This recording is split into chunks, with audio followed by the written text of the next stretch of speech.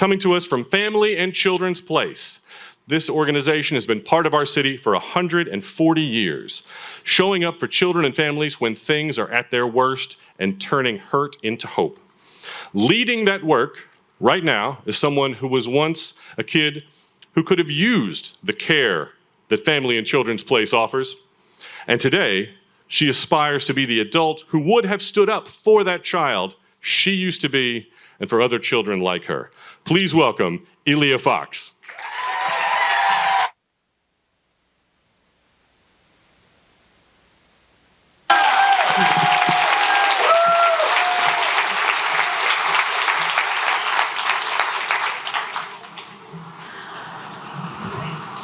When I was 25, I was in a house fire. The apartment I was living in with my boyfriend burned down around us. I made it out, but Eric didn't.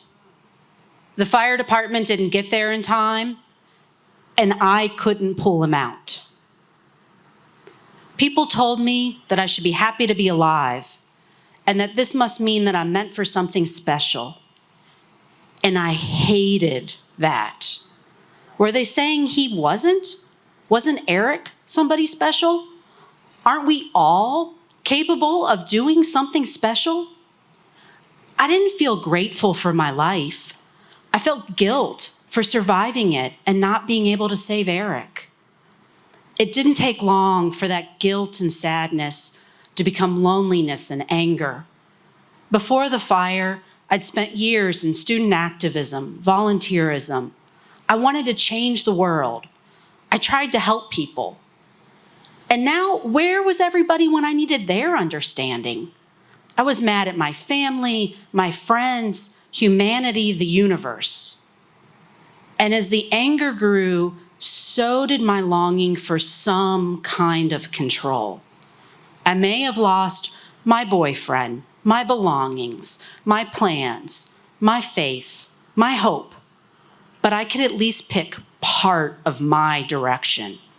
So I decided to adopt a new philosophy.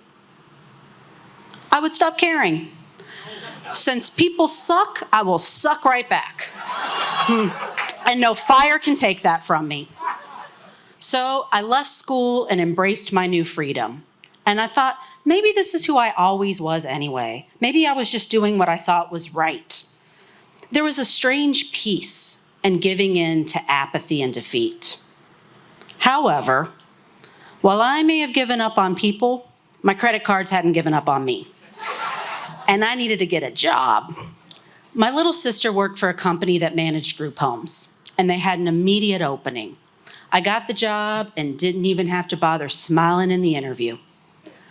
My new boss, Louise, was younger than me, but just as miserable. She was goth with a perpetual frown, piercings, and jet black hair. She was passionately dispassionate. The only time I saw her do anything even approaching passion was to tell people no. This job is where empathy and ambition went to die. It was perfect. So I showed up, started working with the residents. Everybody had a developmental delay or a physical disability. I gave out medicine, made meals, cleaned up around the house, did the bare minimum. And then I met Wayne. Wayne was one of the residents. Bright white hair, a constant subtle smile. He was a gentle soul. And Wayne would come next to me and almost in a whisper say, "Mrs. Elea, have I told you how much I like fried egg sandwiches?" Yes, I do." And before I could say anything, Louise would say, "No, Wayne, you get what I make." But I questioned this. The man just wanted a sandwich. And one of the advantages of not caring about anything was that her opinion also didn't matter. She could smirk and roll her eyes all she wanted. Fried egg sandwiches gradually led to nightly games of Uno, and soon everybody in the house was joining in. And at about that time, I started taking weekend shifts. All the residents wanted to go out and do something, and the answer was always no. But I thought, what's the harm in one weekend trip? The group home literally owned a van for weekend trips. I was even trained in how to use it, and it just sat there, unused.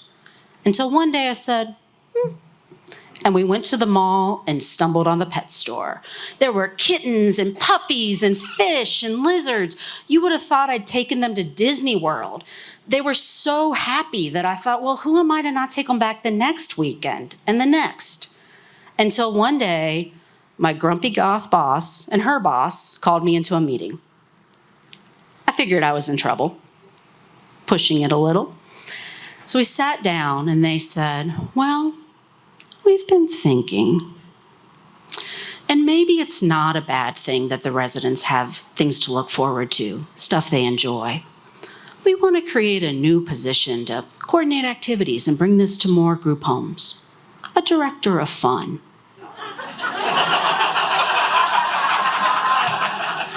I was in shock.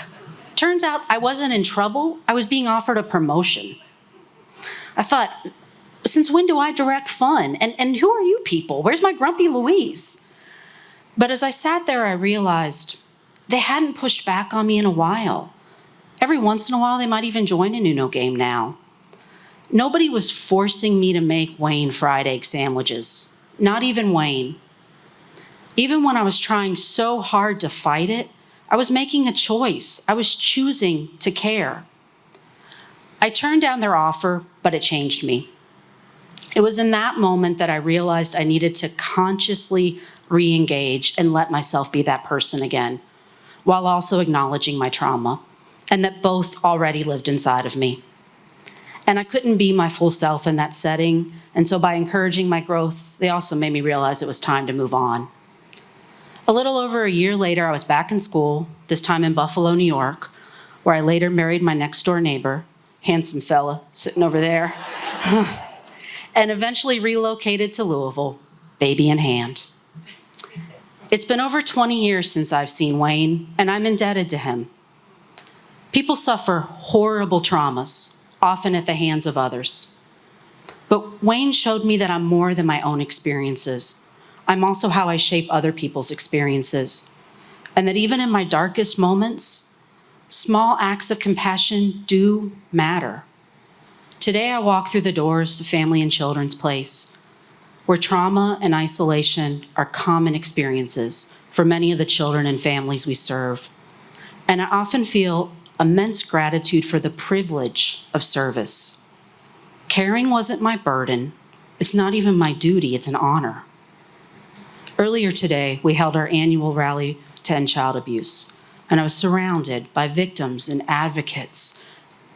And I was reminded that trauma heals in community, not isolation, and that my mentors and teachers can come from unlikely places, even a fried egg sandwich. Thank you.